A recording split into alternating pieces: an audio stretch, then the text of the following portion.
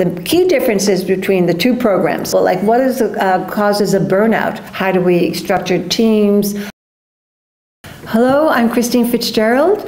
I'm the program director for the Business Psychology program here at the Harlem campus.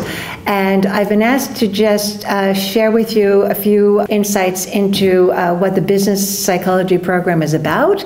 And three specific questions keep coming up. So just in a few moments, I'd just like to address those questions. But the first question, which I think is really good, is that clinical psychology has been a popular option for students for a very long time. And what is the value that the business psychology program has, and why did we create this course in business psychology? Yes, clinical psychology is a very popular course. In clinical psychology, your focus is on treating and diagnosing people who are struggling with mental illnesses. Most graduates with a clinical psychology diploma will go forward and do graduate work, and with an end goal of starting their own practice, a psychotherapy practice. Business psychology has a different value. It's taking the same theories, the same techniques, the same tools that the clinical psychologist learns, but the business psychology student is applying those techniques and tools and theories to business. Why did we create the course? There was strong evidence that business said the psychology of our people is going to be the determining factor as to whether or not we succeed or not. As business becomes more focused on knowledge workforce, the knowledge economy, the service providing workforce, your sustainable competitive advantage is your people. And the businesses that can bring out the best in people are going to be the ones who have the long-term sustainable advantage.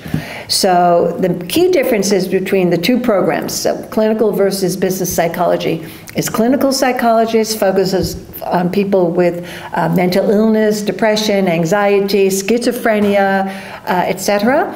And business psychology also focuses on people, but like what is the causes of burnout? How do we increase the creativity of our workforce? How does our corporate culture either impede people's excellence or supports people's excellence?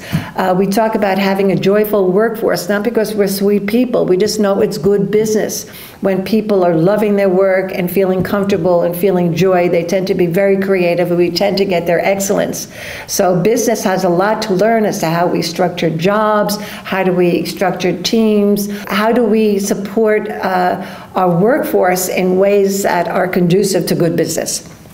So, third question, with a clinical psychology diploma, you can open up your own psychotherapy office. Yes, yes. You can't do that with a business psychology diploma.